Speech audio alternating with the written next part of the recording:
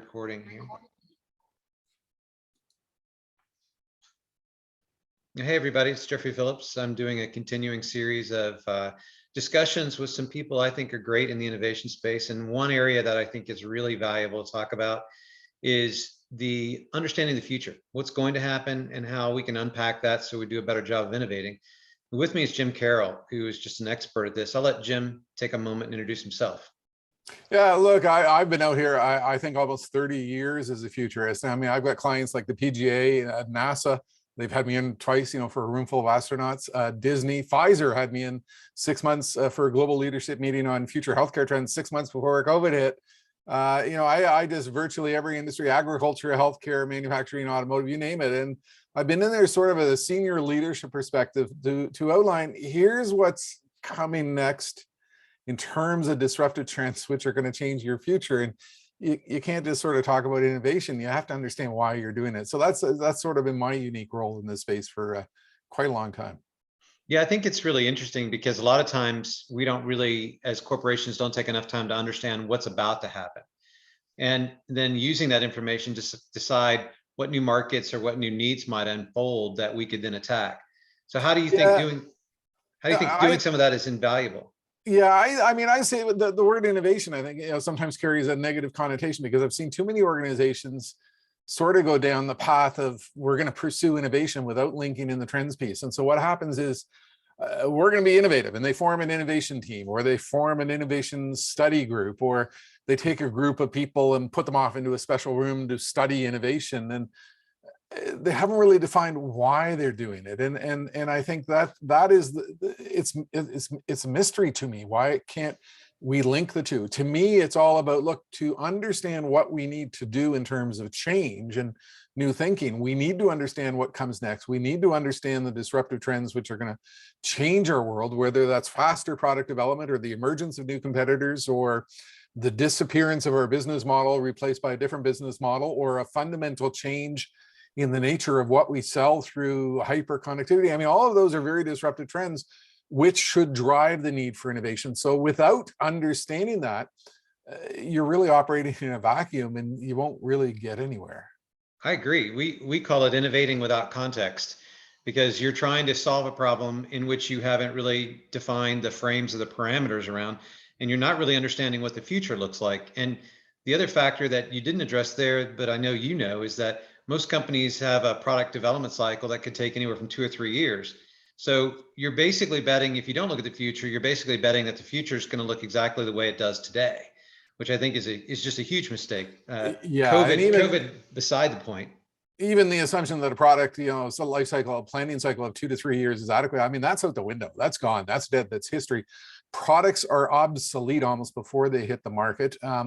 We're in a situation, the example I always hold out for companies is Apple's in a situation in which 60% of its revenue comes from products that didn't exist 4 years ago. And that's a blistering pace of innovation. But as products, whether it's automobiles or dishwashers, as they become technology enabled, what happens is the speed of technology change comes to drive the pace of product innovation change. And if you're innovating on a 2 to 3 year development cycle, like, your product is obsolete before it gets to market. I mean, we're seeing that with cars. Who wants to buy a car with a 2018 dashboard? It's from the olden days. It's out of date. It's irrelevant. I mean, it's using old technology. And so I think that, to me, that's a fundamental concept of innovation. Let's understand how our product is changing, our market is changing, our innovation cycles is changing.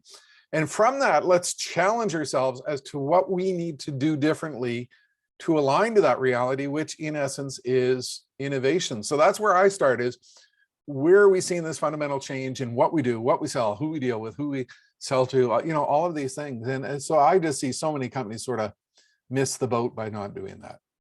Well, I think you and I are in violent agreement that looking at the future is important. What I'd love to do is shift gears for a second and talk about how companies could do it better. What are some of the things that you look at when you're looking for trends? What are some of the milestones or the canaries in the coal mine that are of interest to you when you look at trends? Obviously, every single industry is becoming a technology industry. Moore's law is coming to drive the pace of change, and I mean that is, I think, the defining trend which is out there today. I look to the sort of young upstarts or the small organizations with a big idea. I mean, look at Square years ago. The financial giants could not move at a speed beyond glacial, and here comes a little startup with a little device that you plug in your phone and takes credit cards. I mean, as a small business, I had to set myself up as a credit card merchant, and it was like the most difficult, complex, painful process I ever had to go through, because they wanted business plans and all this foolishness. I'm a startup, I don't have a business plan. And Square comes along with a little device you plug into your phone, you take credit card, boom. So I look to the startups, I look to where we are seeing young people redefining industries, because look, I'm 62. I do understand a bunch of my compatriots are stuck in where they were 10 years ago, and they think the world is always going to be like that. So, I mean, I go at it from a variety of different perspectives. Where I start with every single industry is I do a lot of hardcore research. I still use a tool that lets me go in and do a hardcore literature search. I'm speaking at a packaging conference next week.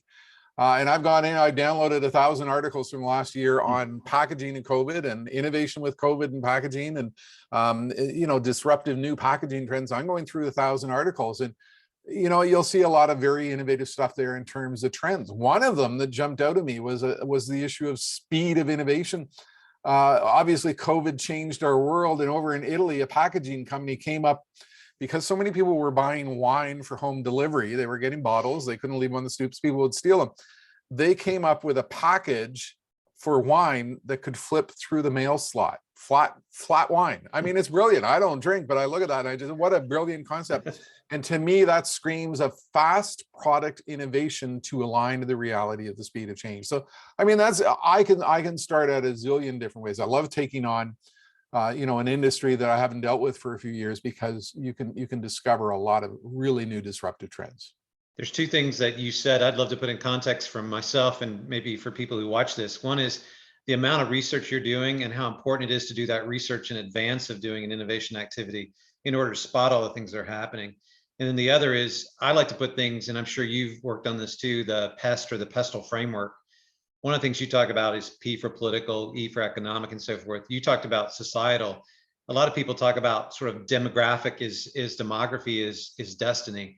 One of the other things I like to look at is, you talked about the young inventors. I just like to look at the age brackets. How is the country or the economy aging or getting younger? Because those people will drive future demand. Well, I go into the agricultural sector, and for me, Farmville is the future of farming. We're moving to a world of 24-hour farming. We're abandoning the idea that we're only going to farm when the sun is up. We're going to have a lot of robotic, autonomous farm vehicle technology.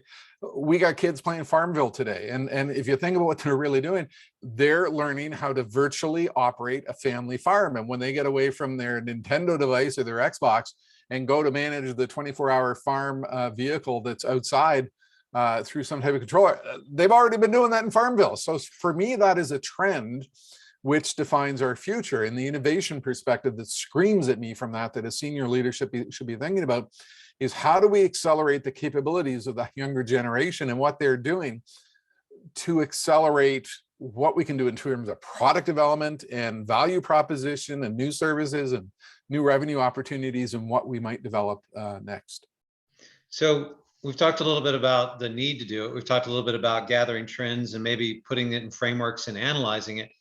My next question may hit a little closer to home for both you and me, but who should do this? Is it a third party like us doing it for the company? Should a company do this themselves? And if so, where should it sit? There's a lot of need. I would argue there's a lot of need for this kind of work, but I don't see a lot of it happening. Who should do it? Well, I mean, number one, we have to recognize companies get stuck. And that's why a lot of Fortune 1000s bring me in. I'll often get called by a CEO that, look, I'm having a corporate offsite somewhere. I bring my team together. We need to shake them up, get them out of their thinking. We need you to kick off the meeting to tell them where they are right now and where they're going to be in 5 years or 10 years. Companies do get stuck. I frame it that they develop an organizational sclerosis that clogs up their ability to pursue. Yeah, I talk about the innovation killers. You can't do that. We've always done it this way. It won't work. It's a dumb idea. The boss, like all these stupid things that hold us back. And I think that's where an external mindset, a creative mind, somebody unique or an oddball or whomever can come in and shake them out of their complacency. The thing I've witnessed a lot of organizations do, which I think is the stupidest thing to do, is when they form an innovation team and they go and send the innovation team off to a special room to study innovation. And everybody's sort of sitting back, oh, the innovation team is going to figure out innovation. And what happens there is everybody concludes, well, I'm not responsible for innovation. There's this special team called the innovation team. What I always describe is, look, it has to be a leadership mantra, a leadership culture that is consistently hammering home to everybody three questions. What can I do in my sphere of influence to run the business better? How can I help to grow the business?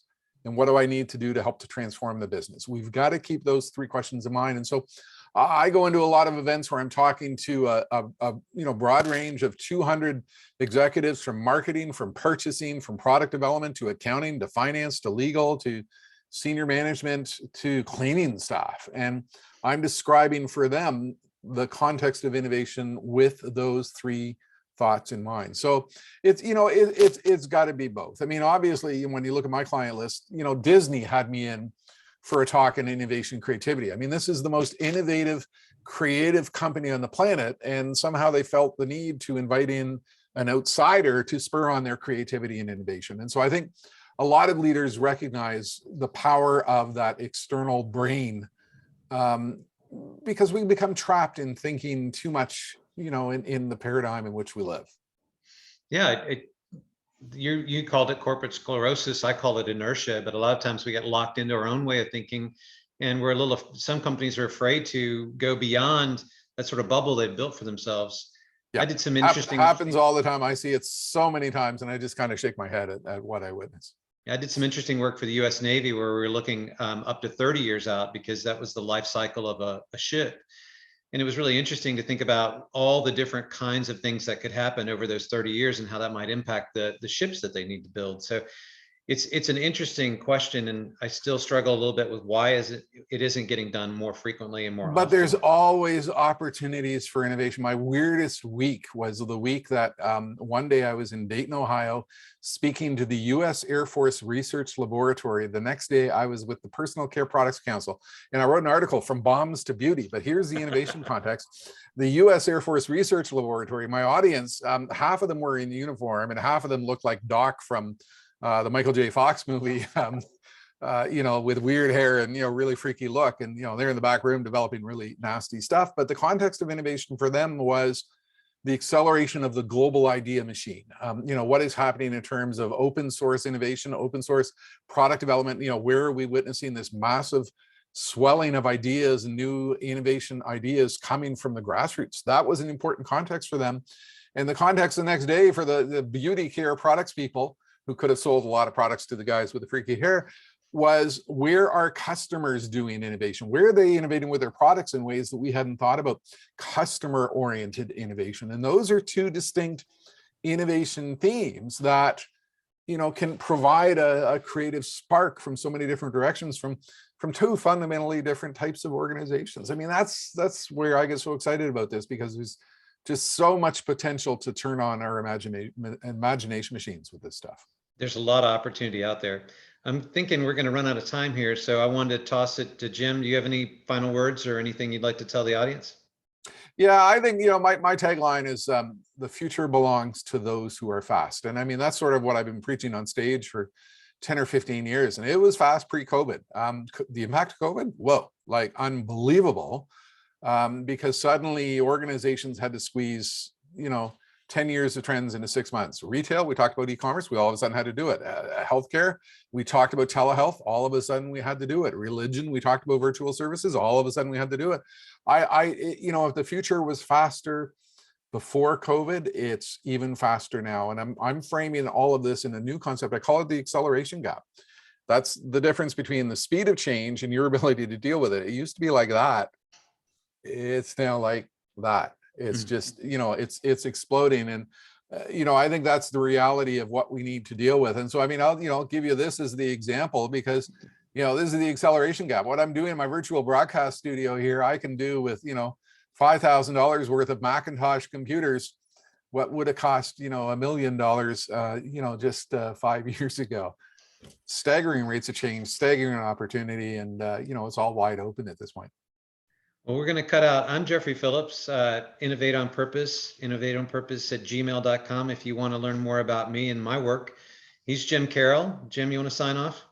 Yeah, futurist Jim Carroll. Look, you can find me online at jimcarroll.com, Twitter, Jim Carroll, LinkedIn. I'm pumping stuff out there in video from stage presentations and all kinds of content on a regular basis, designed to inspire you to turn your mind on with the rocket fuel of innovation. And I will tell you that Jim is a great, inspiring speaker. And I've had the chance to share the stage with him once or twice and been awed by his abilities. Jim, thanks for your time today. Thank you for having me in. I thank you very much. Okay, good fun.